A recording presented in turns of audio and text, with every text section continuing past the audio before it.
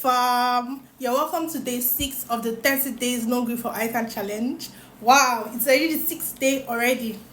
How time flies. So today we're going to be talking about something very important. So let's dive in. We're going to be talking about the executive summary section of your report, and it's very important because it's 20% of your entire grade, 20 out of 100. That's very significant, right? So today we're going to be talking about the executive summary. The executive summary, just like the name implies, is a summary written for the executives of the company. Now, these executives are the big bosses, right? So they don't have time to read lengthy pages. The body of your report, your analysis, the interpretation of your analysis can cover sometimes so many pages, basically. And they don't have time to sit down and read. No, these are the orgas that's strolling into the company maybe once a month or thereabouts. And they have to actually know what's happening in the company. So the executive summary is prepared for them. The executive summary is the summary of the entire report. It's a summary of the entire report. So it is a section of your report that briefly states or briefly, let's say, summarizes all the findings you have written in your entire report, the conclusions, the recommendations, everything. It summarizes the entire report. The executive summary should not be more than 2 pages. Now, remember that I said earlier that the executive summary is the summary of the entire report and is made for the executives of the company who don't have enough time. The reason why they're actually asking you to prepare a summary is because they do not have enough time to actually read through the entire report, right? So the executive summary is prepared for them. So it should, in fact, in real situations, it's supposed to be just one page, but between 1 to 2 pages, a maximum of 2 pages. The purpose is to consolidate all the information, the entire information in the report in one place, so that at a glance, the executives or whosoever is reading the executive summary can have an idea of what your report is about. I'm going to show you an image now, and that image is from the Pathfinder. And one thing I want you to know is that every single diet, you can just take it up upon yourself. Okay, I want to check ICAN Pack, check Pathfinder, take like 5-6 diets. You'll see that every single diet, this particular thing I'm about to show you is part of the marking guide. So it's very important, and I'm going to show you now, and I'm going to explain them one after the other. Came up with an acronym that can actually help, so I'm going to show it on the screen right now, and I'm going to explain it. So the acronym basically summarizes everything that I just showed you in that document I showed you now. So the first thing you have is your R. The acronym, let me just say the acronym first before I explain it. ROAMS, that's rooms. So let's talk about the R, which is the summary of the requirements. The A stands for the assumptions. Assumptions are situations that are saying, all things being equal, this particular thing would hold, or all things being equal, this particular thing will happen. And let's have an example. An example is you saying, for instance, they tell you about a project and they tell you these are the projections. Like, projections are estimates. So they're telling you that for the project, we are assuming that the expected revenue is 500,000 naira. Now, that revenue, they are not actually generated their revenue, right? It's just like a projection, what they're expecting to generate. Things may change. It may actually be less, it may be higher when they actually do that project.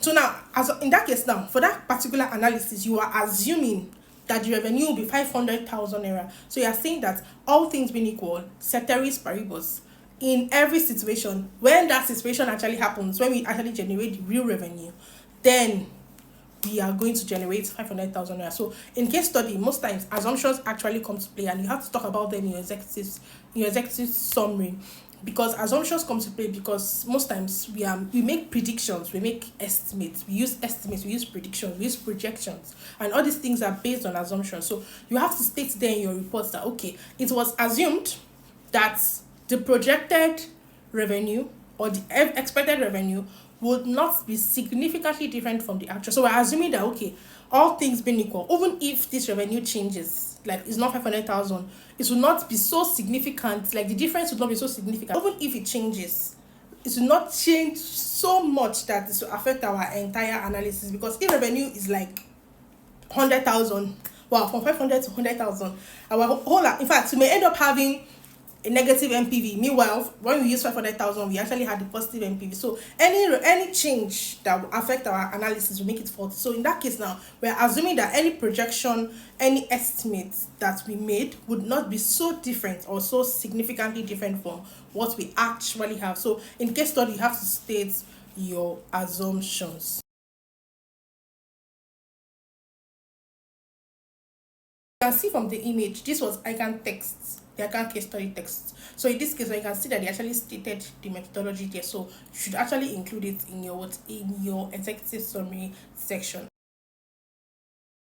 It's talking about, it's just basically saying you are questioning the reliability or the accuracy of information. So you are saying that how reliable is this information? How accurate is this information? So if they give you any information in the case study, you're like, this information, is it really accurate? Is it really reliable?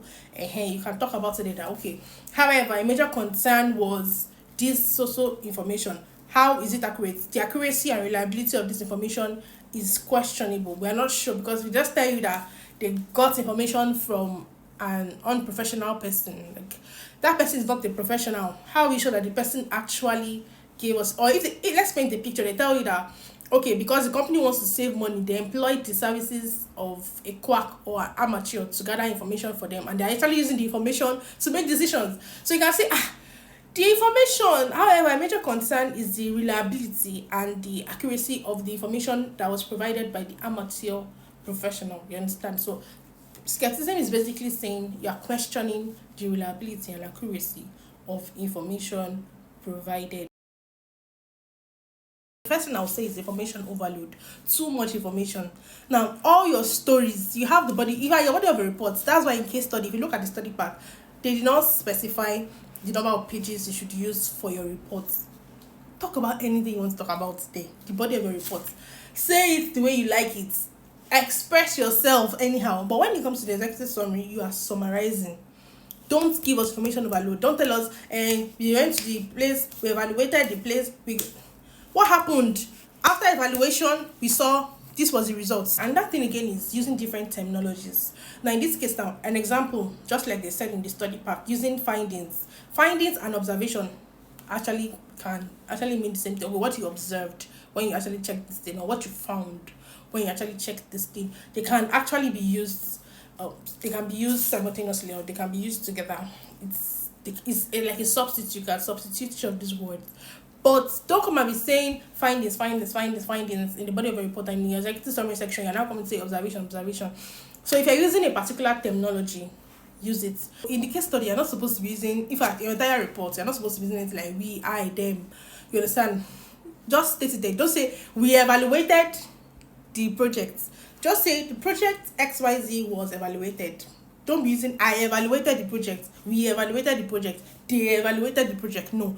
Just be stating, like, make statements, not like you are talking, you understand, we. No. And that mistake is introducing new things. Now the executive summary is a summary of your entire report, so it should actually be the same. And like I said, the reason why you are doing your executive summary in the first place is because the executives of the company don't have enough time to actually sit down and read lengthy pages. So whoever reads the body of a report should have the same information as the person that reads the executive summary.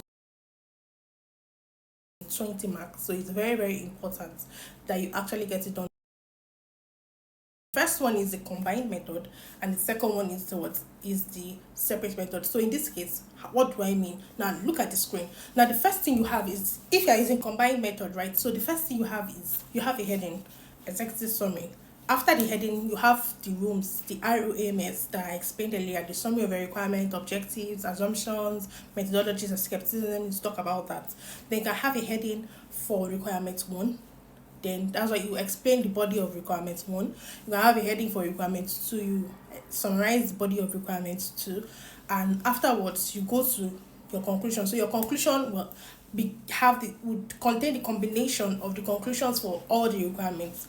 If it's two requirements, requirement one and requirement two, and then the recommendations will contain the recommendations for all the requirements. That's the recommendations. If it's two requirements, you had recommendations for requirement one and requirement two. So that's all about the combined method.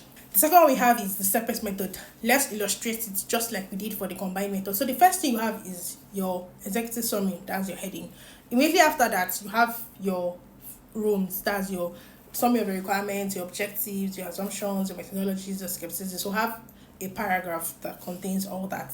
When you're done with that, separate method is saying have a heading for requirement one, evaluation of the financial performance from 2018 to 2020, whatever the requirements was, just have a heading for it.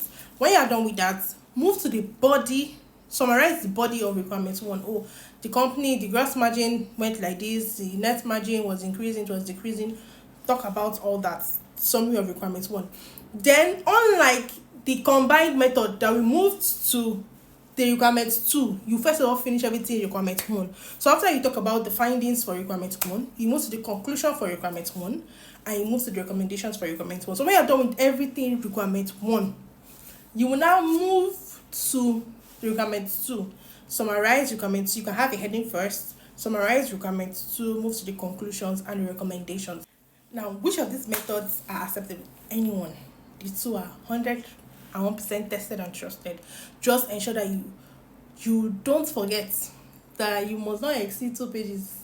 You understand? So try and choose a method. Just choose a method that works best for you. You can practice using past questions, and that's how you can know if you can determine the method that works for you. So this is basically all about the executive summary section.